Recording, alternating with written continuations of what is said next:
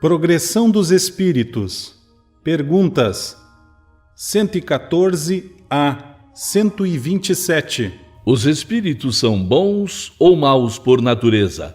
Ou são eles mesmos que se melhoram? São os próprios espíritos que se melhoram e, melhorando-se, passam de uma ordem inferior para uma ordem superior. Entre os espíritos, alguns foram criados bons e outros maus? Deus criou todos os espíritos simples e ignorantes, isto é, sem saber.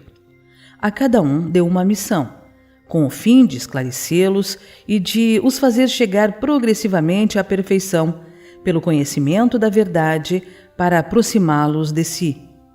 Para eles, a felicidade eterna e sem mescla consiste nessa perfeição.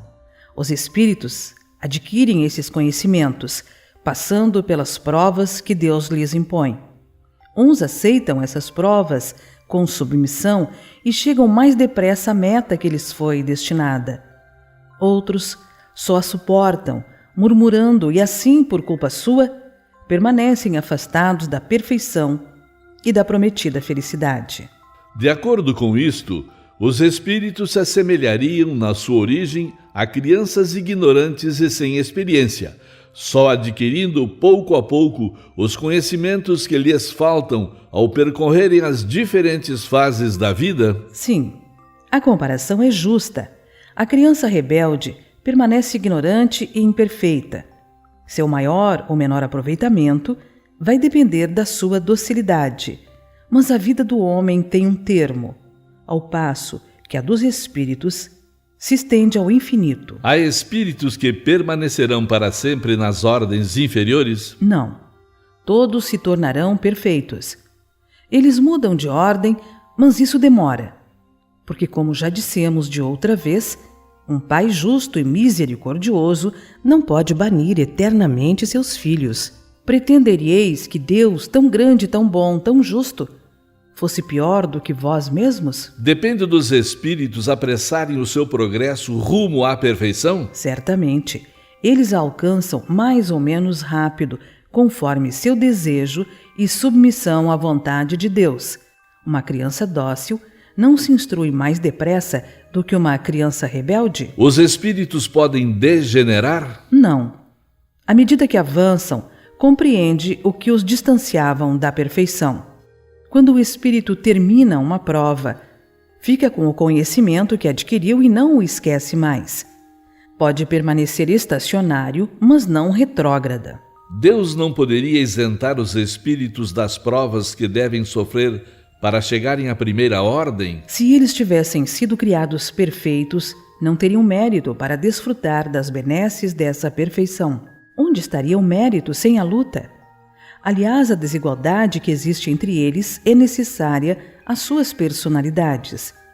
E depois, as missões que eles cumprem, nos diferentes graus da escala, estão nos desígnios da providência para a harmonia do universo. Considerando-se que na vida social todos os homens podem chegar às mais altas funções, seria o caso de perguntar-se por que o soberano de um país não faz de cada um dos seus soldados um general?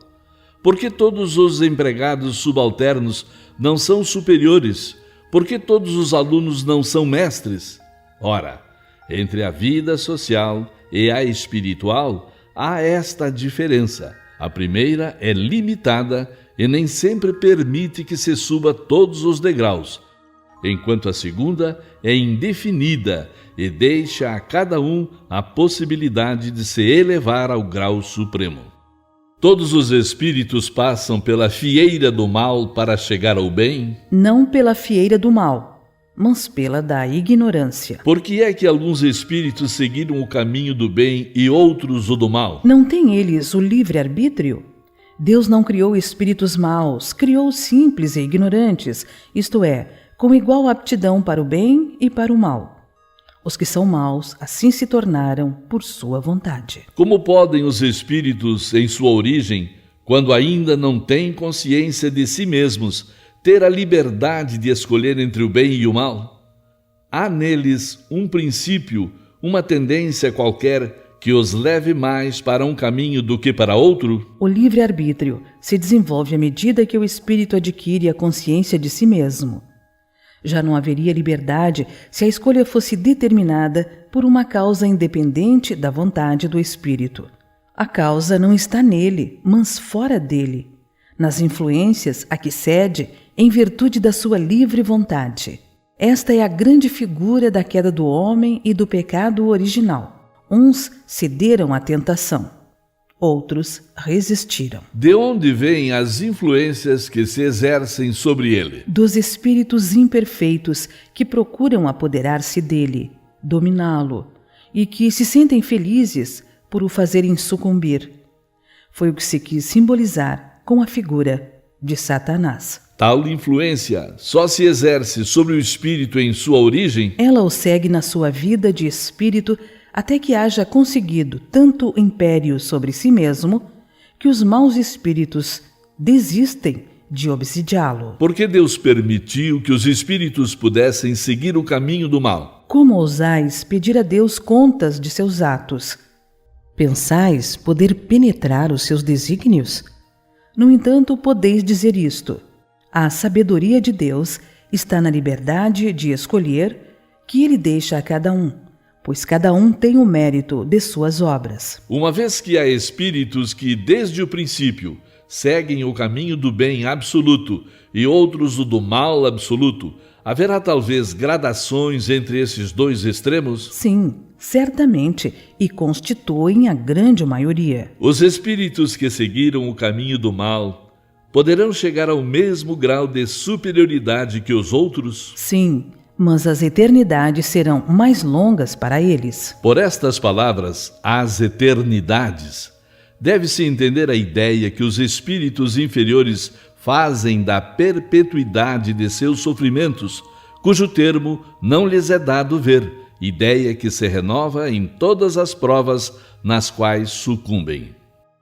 Os espíritos que chegaram ao grau supremo de perfeição, depois de terem passado pelo mal, aos olhos de Deus, têm menos mérito do que os outros? Deus contempla os transviados com o mesmo olhar e os ama a todos com o mesmo coração. Eles são chamados maus porque sucumbiram. Antes, não eram mais que simples espíritos. Os espíritos são criados iguais quanto às faculdades intelectuais? São criados iguais, mas não sabendo de onde vêm, é preciso que o livre-arbítrio siga seu curso. Eles progridem, mais ou menos, rapidamente em inteligência, como em moralidade. Os espíritos que desde o princípio seguem o caminho do bem, nem por isso são espíritos perfeitos. Se não têm más tendências, precisam, por outro lado, adquirir experiência e os conhecimentos indispensáveis para alcançar a perfeição. Podemos compará-los a crianças que, seja qual for a bondade de seus instintos naturais, precisam desenvolver-se e esclarecer-se, e não chegam sem transição da infância à idade madura. Simplesmente, assim como temos homens que são bons e outros que são maus desde a infância, também há espíritos que são bons ou maus desde o princípio, com a diferença capital de que a criança tem instintos já inteiramente formados, ao passo que o espírito, na sua formação, não é mau nem bom, tem todas as tendências e toma uma ou outra direção por efeito do seu livre-arbítrio.